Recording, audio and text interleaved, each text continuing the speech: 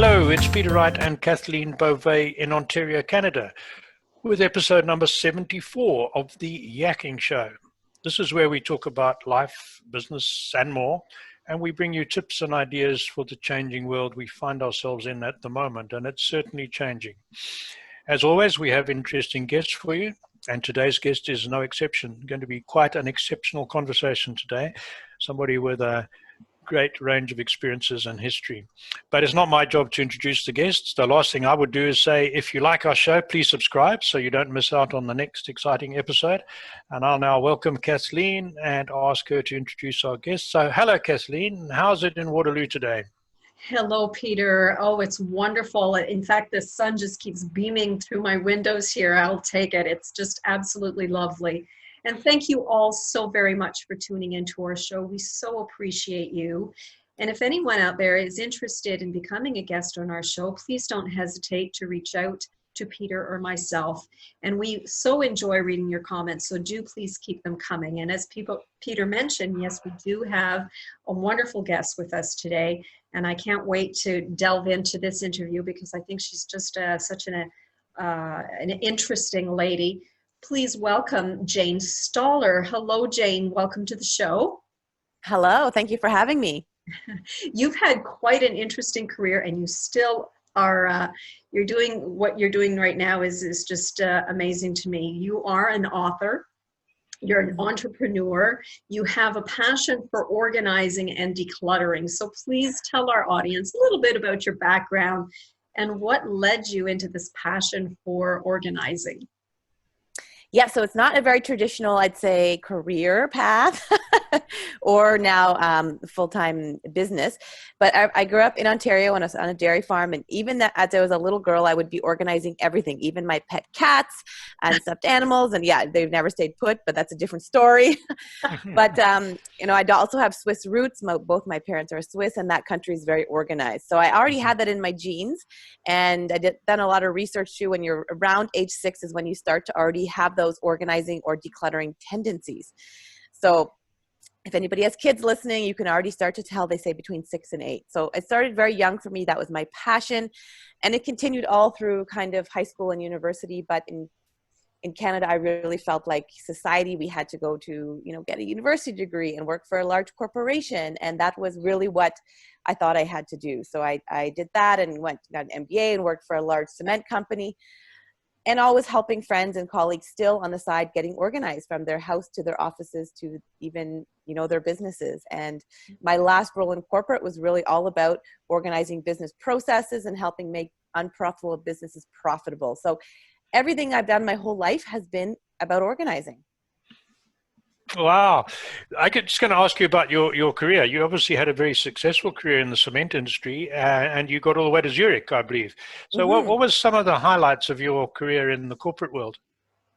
Yeah, I love this question because my corporate experience is so valuable. And whether you're a business owner in corporate, wherever you are, you have so many, your passions and your skills you can use from whatever job you're in. So I was very lucky, and I started in Canada and I worked for Lafarge, a cement company, and I started managing concrete plants and became really good at just organizing the people, the processes, the customers, the systems. And from there, I ended up working for the competitor in Zurich on business processes. And then they eventually also merged. So corporate experience was amazing in terms of being able to really, of course, gain skills, gain networks.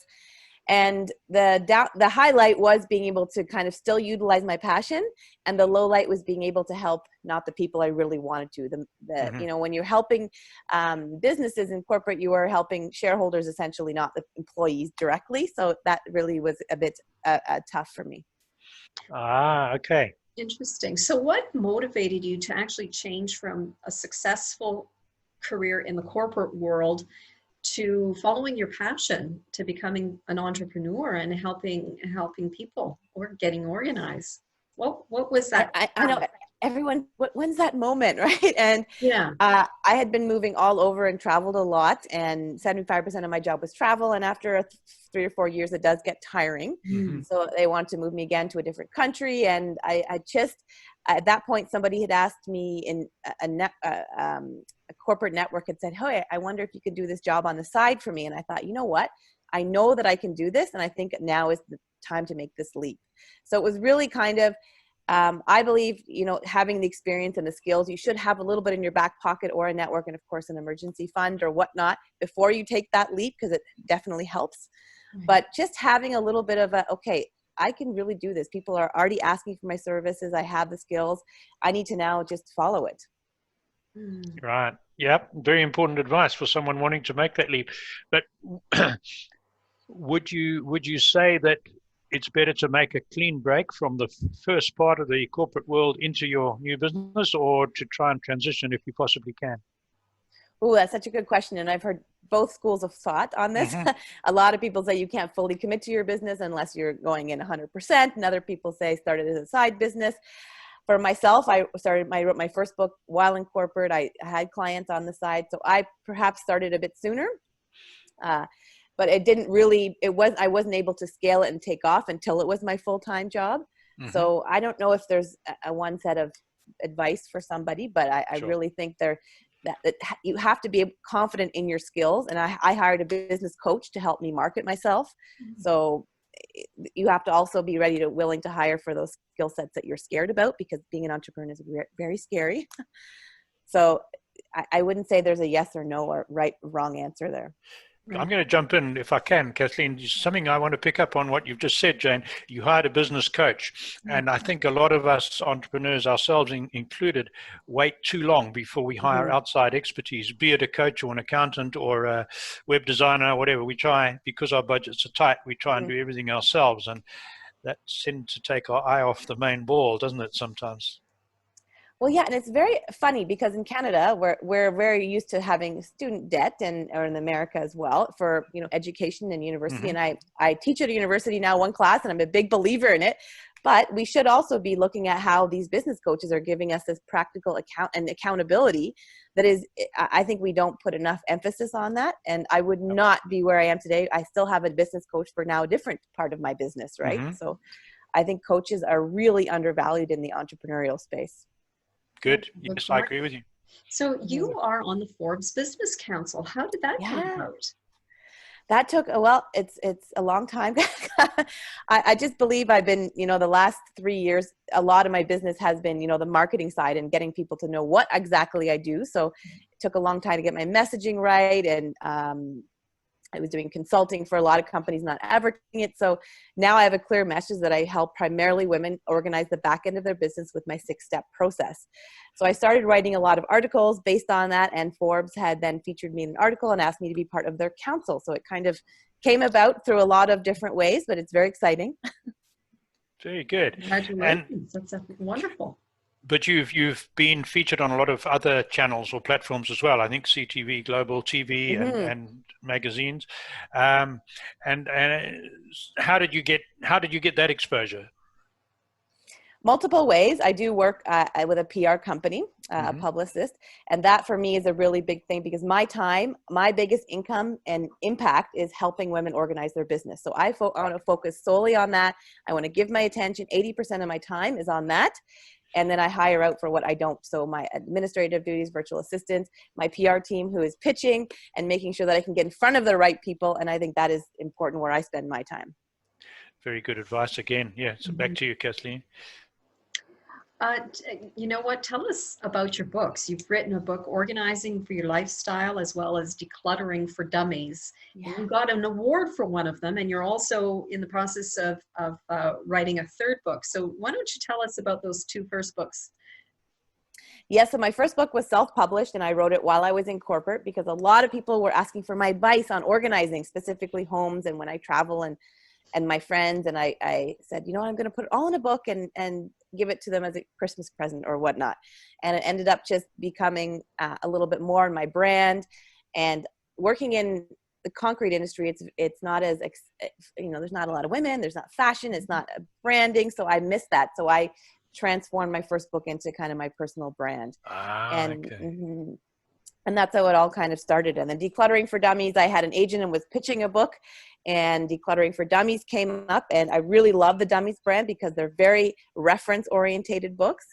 And they really, you can, scroll for what you need, and also kind of just, you don't have to read a book cover to cover. You can, of course, but it really is targeted to what you need. Mm-hmm. And you're working on another one. Yes. So this one will be on my 6 steps to help entrepreneurs, my core 6 steps to organize any business. Okay.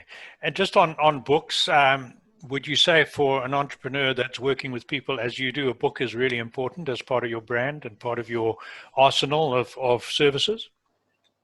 It's a good question. It's very difficult one to answer. I really enjoy writing, so for me it was something tangible that I can give people. But I do not think you need a book, and it's a lot of work, and the marketing side of it.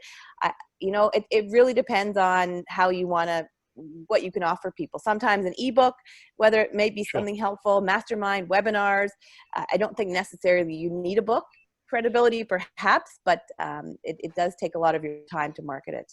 Oh yes, you're right there. And then I've got to continue by asking you. You do a lot of work. You lecture at the university and you work for nonprofits. So do you want to tell our listeners a little bit about that? How you got into that and what you do? Yeah, so I got into my university that I went to study at Vancouver Island University. I started working with them 4 years ago, teaching an undergrad business class. The former dean had reached out to me. And I just became really passionate about just helping on educational front. I really, in Canada, we have good education, but I really believe in just making sure and that we can also bring in this entrepreneurial spirit to it, because sometimes it's too academic. So I really like being able to help just on the entrepreneurial side. And then from there, I had a friend of mine worked with a couple charities that dealt with literacy and helping kids read and whatnot. So I become involved with this charity as well, but mostly helping them organize their business so they can, teach more kids. Okay. Very good. Very good. So Jane, is there anything that you may be able to offer to our audience in terms of, where do they start? Perhaps just give some tips to people who are, in living in a massive clutter. Is there anything straight away that you would suggest to them? Right now, I'd say all of us are working from home, and it's really important that we have some kind of setup that is conducive to, we don't need a lot of stuff. And I think as we realize this more and more as the pandemic came, our office is usually now our laptop and maybe a pen and pencil, whatever it may be.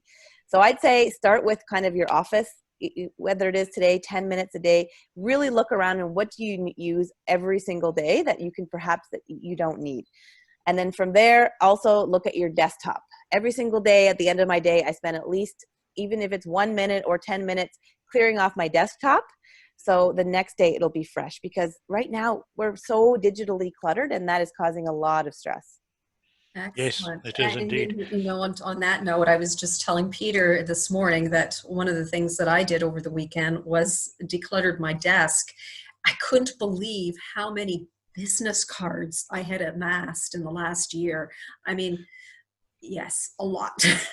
Yeah, I know. But and there isn't, because you think you need them all, so you keep them. I didn't throw them away. I just put them in my desk, and next thing I know, I have a whole garbage bag full of business cards.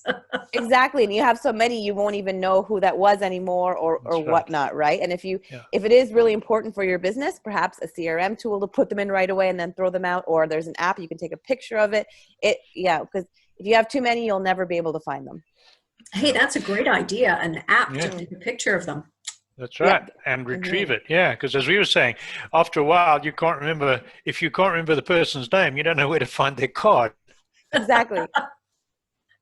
That's really. I want to ask you if you've got more advice for people, perhaps who've have to make a huge transition because of the pandemic, the virus, or the effects thereof, and they may be out of work or in the very near future have to find a totally new way to earn an income, and perhaps they were in the cruise line industry, travel agent or something like that, and their chances of being rehired are pretty slim.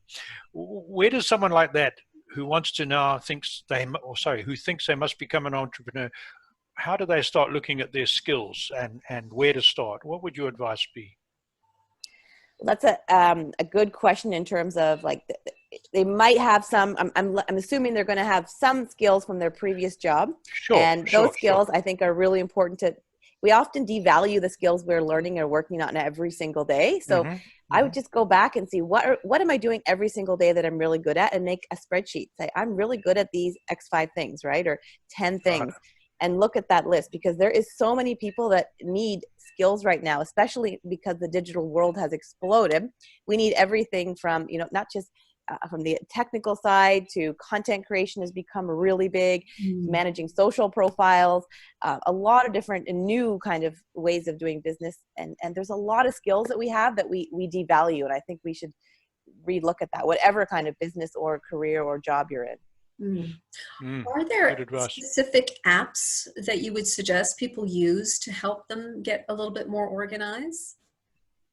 Yes, there's lots of, I like tech for not too much and not too complicated, but the one app that I think everybody in the world should use is for digitizing your receipts. I'm very big on, not like tax season, you don't want to spend hours for that. Plus, as an entrepreneur, we need to know every single dollar coming in and every single dollar coming out. And receipt tracking is so important. So if I can give any advice, it's to download. Expensify is a really good one. It, you can download it right away. You take a picture of the receipt, of a paper receipt. It automatically populates, they're so smart, the amount, the vendor. They categorize if it's fuel or meal. You have to, of course, check it. I check mine once a week. And then that can be further sent to your accounting software, and you can throw out the receipt. And you can also email them as well if they're not paper. Wow, that's a good one. Yeah, and so there's so few, of my generation, I find so few of us are aware of those sort of things. I walk every morning with one of my neighbor's daughters, who's 20, 30 years younger than I am, works for a big company, and she said, well, we don't have a lot of filing cabinets anymore. We keep all our records in digital form. I said, what? What about tax? She said, no, it's acceptable to have, as you were just saying. I was not aware of that. I'm looking at my office. I've got 2 4-drawer filing cabinets and another 2-drawer under my desk. And I'm thinking, why have I got this paper? And it's a generational thing, because that's what I've always done for the best part of 40 years. And it's a hard habit to break, but I'm breaking it now with help from other people. So yeah, very good point. Very good. Yeah, Kathleen, have you got anything more to ask Jane? We need to ask Jane how people can contact her. I'm getting so interested in what you're saying. So tell us, how can people contact you? So the best way is my website, organizedjane.com. And if you actually go on there, automatically a pop-up bar will ask you if you'd like a 4-step guide on how to digitize your receipts. So I break it down into 4 steps and give you 3 apps that you can use. So that could be very helpful for users. It's just a free download. Great. I saw that when I went to your website, and I was too frightened to click on it in case I didn't understand it. But being an old guy, you just made a lot of sense of that. And I'll also send the link as well, so they can directly click on the link to get the free guide. And then on my website, I also run a webinar that runs 3 times a day, where you can jump on, and I give 45 minutes of my first step in my course on how to get your business organized. It's a lot about time management and how to focus on that revenue generating task. Excellent. No, thank you, Jane. We will put that on there, and I'm sure that's going to be useful to a lot of people. It's my one important app. I hope everybody uses it. Great. That's great. Back to Kathleen. So Jane, when it comes to organizing, it's not just organizing people digitally, but also organizing their homes. So, a lot of people, you walk into their home, it looks very nice, neat and tidy, but don't open the closets or the cupboards, because that might be a different story. So you would help with that kind of thing as well, right? I don't anymore. I'm really just focused on the business organizing, and I do it in a kind of a group setting. But I used to, of course, help people go in terms of, what their biggest clutter trap is. And I find I was more of the coach on it, because it's really hard to do it for people, because they have to create a system. We can give advice on what's sentimental, what's not, and perhaps even friends or partners can really be a bit more, no, this is not important, get rid of it. But I did a lot of coaching on how to get rid of clutter and kind of create those spaces that are more clutter free. And when it comes to digital, Peter and I have had this conversation before, and I remember him showing me his inbox. And sorry, Peter, I'm picking on you right now. That's fine. Go for it. But I remember seeing his inbox, and it's just like thousands of emails in there. And I'm going, oh my gosh, I just keep the essential emails in my inbox. So, I mean, usually it's no more than 10 at any one time. They're all filed, or if I don't need them, I just get rid of them right away. Oh, I love this. So I find it stressful. I don't know how anybody can look at an inbox that has, sorry, Peter, again. No, that's fine. I know. But it works for you, Peter. I don't know. I have huge purges every couple of months, and I just delete, or empty the whole inbox, thinking, well, if I haven't answered it for 6 weeks, if it's important, they would have got back to me. So I've also learned one good trick, which I'd like your comment on. What I've started doing is all the newsletters that I get, I get sent to a separate email with its own folder, so that I'm not distracted when I go through the important stuff that I do need to look at by saying, oh, that looks interesting. So I have a certain time of the day when I'll go to that folder. And if I haven't looked at it after a week, then it gets deleted, no matter how interesting it might have sounded. So that's one little thing that, because Kathleen's been picking on me, that's a little thing. And she, rightly so, let me say, rightly so. That's one little thing that I've helped, but I need to do a lot more. No, I love that tip, because we can be inundated with these newsletters, and some of them are very valuable. Sure. But having them not come directly to your focused email, so when you have it, the scheduled time to look at them, you are focused just on those. Yeah. The other quick one, which you'll be much more aware of than I am, the big what helped me a lot was stopping all email notifications. So yes. I don't get any notifications on my desktop when I'm working on my computer. That was a killer too. Yeah, well, that's a huge distractor, and I'm a big proponent of just focused work. Like 49 minutes, set a clock, work only on that task, and then take a break, and then you can, whether it's email checking, whether it's a project, and exactly the time cube. I love it. That works for me. That works for me. Yeah, time blocking. Kathleen, I'm going to jump in and ask Jane another question, if I may. Jane, because of the uncertain times we're in, and you've been very successful, other people will be successful, others won't because of what's happening. What's one area you would suggest entrepreneurs and small businesses really think about coming out of, or we hope we're coming out of this period of uncertainty, certainly going into 2021? What's one key area people should be looking at, business people? Yeah, that, again, I really like going back to that strength question as well. Mm-hmm. So there's going to be a lot of new opportunities come out of this, perhaps, and lost opportunities, of course, but just going back to, I really relate back to my passion. But if there's something that you were super passionate about, what are some transferable skills that could make it into a business or help someone's? And I always say you should never devalue that passion, because likely it is helping somebody. And I did that for over 10 years. I devalued organizing, that it could help people, but now I'm making a bigger impact and I'm sharing that. So just really, if there's something you're passionate about, how can you then perhaps monetize on it or make an impact for people? Great. Thanks. That's valuable advice. Yeah, thank you, Kathleen. Well, I think we need to have a conversation offline too, Jane. I would love it. So thank you so much. Peter, are we close on time? We're getting there. Okay. We're getting there. All right. So thank you again, Jane, for joining us. We so appreciate having you. And hopefully we get to have you again sometime soon. Yes, no, thank you for having me. This has been wonderful. Tell us more about your third book, so we would enjoy that very much.